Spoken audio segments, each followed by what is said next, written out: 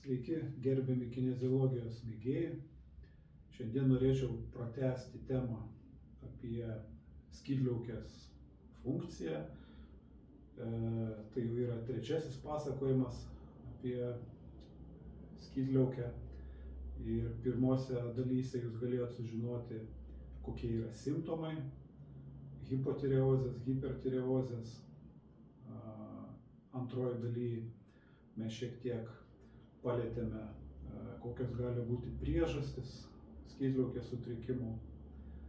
Kas matėt šias dvi dalis, turbūt gavot naudingos informacijos. O šiandien konkrečiai norėčiau pakalbėti, kaip mes galim savo skydliaukai padėti.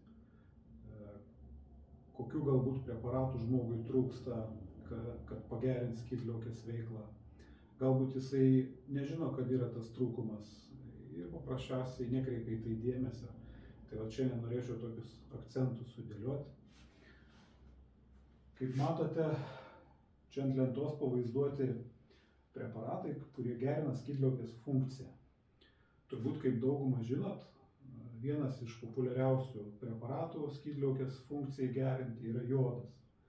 Kodėl jodas yra toks svarbus? Todėl, kad skydliaukės hormonai savyje turi jodo. Vienas iš hormonų, kuris yra T4 arba laisvasis tiroksinas, turi 4 jodo molekulės, o T3 aktyvioji tiroksino forma turi 3 jodo molekulės. Nuo to ir pavadinimas yra trijodtironinas yra T3, o tetrajodtironinas yra T4 arba laisvasis tiroksinas. Tai reiškia, jeigu žmogui trūksta jodo, kūne paprasčiausiai trūksta statybinės medžiagos, iš kurios yra gaminami skydliaukės hormonai ir skydliaukės veikla dėl to gali sutrikti. Kas liečia jodą, aš dažniausiai testuoju Santegros Norwegian Kelp. Neblogai veikia ir Svensson jodas, taip vadinasi kelp, arba iš anglų kalbos dumbliai. Tai tie preparatukai gana neblogai pagerina skydliaukės funkciją, bet yra toks niuansas, kad ne visiems jodo preparatai yra reikalingi, būtina testuoti mažąjį apvalųjį raumenį, kuris yra šitoj vietoj. Jeigu jūs jau matėt pirmąją dalį, tai žinot, kaip jis yra testuojamas, kuris randasi, kokią funkciją atlieka. Tai jį ištestavę mes galim puikiai sužinoti, ar kūnui reikia jodo ar ne. Jeigu su jodu burnoj raumuo būdamas stiprus nusilpa, reiškia tam žmogui jodas yra kontraindikuotas. Sekantis preparatas, kuris labai svarbus skydliaukiai, yra selenas. Kaip matote iš šitos lentelės, selenas ką jis duoda? Jisai tiroksiną arba T4 paverčia į trijodtironiną arba T3 aktyviąją tiroksino formą. Ir jeigu trūksta seleno, tas virtimas sutrinka. Seleno dažniausiai reikia 100 arba 200 mikrogramų per parą, reiškia gan nedidelis kiekis. Ir mano praktikoje labai neblogai išsirekomendavo Jameson selenas. Čia vienoje tabletėje yra 100 mikrogramų, reiškia žmogui užtenka iš ryto po valgio išgerti vieną tabletę ir jis pilnai, kaip sakant, kompensuos seleno trūkumą. Toliau matome tiroziną. Tirozinas yra aminų rūgštis, kur yra svarbi skydliaukės funkcijai. Ir prekyboje radau Skytech Nutrition tiroziną, kuris tikrai gana neblogai testuojasi. Be abejo, jūs galite rasti ir kitų analogų, bet šiaip šitas preparatas yra save užsirekomendavęs, bet dažnai būna kaip pagalbinė medžiaga. Tai nėra pagrindinis preparatas, kuris skirtas skydliaukės funkcijai išspręsti visas problemas. Jis gali būti tik tai kaip pagalba kitiem preparatam. Kaip matote, toliau yra magnis, cinkas. Čia galėčiau pagirti Izraelio firmą Biofarmacija. Jie gamina tokius preparatukus. Tai cinkas jisai šiaip ir imunitetą labai gerai veikia ir kitom funkcijom. gerinti yra labai geras preparatas. Na, o magnio vartojimas, kaip žinot, jis turi platų pritaikymą, gali būti naudojamas ir esant mėšlungiui arba kažkokiam tai spazmui. Atlieka daug labai įvairių funkcijų, vienas iš labiausiai deficitinių mineralų organizme. Ir toliau skydliaukės audinio drenažą gerinantis preparatai. Čia preparatų nėra daug, aš naudoju Phyto Omegos DRE 13, kuris yra skirtas grinai skydliaukės audinio trofikai pagerinti. Čia yra italų firma. Na ir pastebėjau, kad tikrai esant skydliaukės problemom, pavyzdžiui, seniem, dažniem uždegimam skydliaukės, taip vadinam tiroiditam, skydliaukės audinys pasikeičia struktūriškai ir labai dažnai reikia priemonių, kurios gerina skydliaukės audinio drenažą. Toliau be abejo yra tiroksinas. Na, žinot, L-tiroksinas, jisai naudojamas pakaitiniai hormonaliniai terapijai. Ir tais atvejais, kada dalinai arba visiškai yra pašalinta skydliaukė, labai dažnai skiriamas, nes kito vaisto paprasčiausiai nėra. Bet paskutiniu metu labai populiaru yra skirti tiroksiną, jeigu skydliaukė net nebuvo operuota, o paprasčiausiai yra šiek tiek, tyrime kraujo yra kažkokie pakitimai. Ir endokrinologai gan dažnai lengva ranka paskiria šitą hormoną. Nors, manau, reikėtų nuodugniau patyrinėti, ar jis yra būtinas.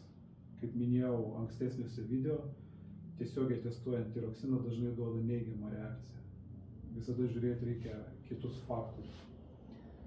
Ir sekantis yra vitaminas A. Vitaminas A aš naudoju Epigenetico, anglų firmos, labai kokybiškas. Kiek testuoju, dažniausiai tinka, iš 10, 8, 9 žmonėm tikrai tinka. Jeigu neskydliaukiai, tai plonajam, storajam žarynui, kepenim labai geras vitaminas, pagerina kepenų drenažą. Reiškia, pagerėjus kepenų funkcijai, tas tikrai veikia ir skydliaukės funkciją, nes skydliaukė ir kepenys tarpusavy yra labai glaudžiai susiję. Na ir toliau tinka priešbakteriniai preparatai. Priešbakteriniai preparatai dažniausiai būna skirti ausų, nosies ir gerklės problemų. Angina, sinusitai, ausų uždegimai, nes bet kokie infekcijos židiniai, kaip matėte iš antros dalies, jie gali sukelti skydliaukės uždegimą ir pabloginti skydliaukės funkciją. Tai vienas iš preparatų yra Santegros Paudarko. Po vieną kapsulę 3 kartus per dieną, prieš valgį. Tarp kitko jis labai neblogai veikia ir skrandžio Helicobacter pylori bakteriją. Testuojant tikrai dažnai randu, kad duoda tokį efektą. Aišku, tų priešbakterinių preparatų gali būti ir daugiau. Pavyzdžiui, Phyto Omega gamina preparatą M2. Jis yra skirtas grinai bakteriniai infekcijai šalinti. Nesvarbu, kur bebūtų židinys, ir tikrai duoda gan gerą efektą. Toliau sekantis yra priešvirusiniai preparatai. Na, kokie gali būti priešvirusiniai? Jų yra įvairių. Aš savo praktikoje naudoju Phyto Omega M1 grinai viruso infekcijai skirtą. Gali būti echinacėja, ežiuolė, rusiškas amiksinas ar kiti kokie preparatai, kurie muša virusą. Taip, kas dar? Vitaminą B neparodžiau jums, Epigenetico firmos. Vitaminas B daugiau yra tinkamas kepenų funkcijai pagerinti, šiek tiek ir pačiai skydliaukės audiniui. Ir taip pat naudodami vitaminą B mes galime skydliaukės funkciją gerokai paveikti į gerąją pusę. Dabar kaip žinoti, ar skydliaukės funkcija pagerėjo, ar liko taip pat. Aišku, jeigu jūs turėjot kažkokius konkrečius nusiskundimus, nuolat šaltos pėdos, šaltos plaštakos, slenka plaukai, lūžinėja nagai arba yra nelygus paviršius nagų. Aš apie simptomus šnekėjau pirmoji daly jūs galit pasižiūrėti, jeigu kam įdomu.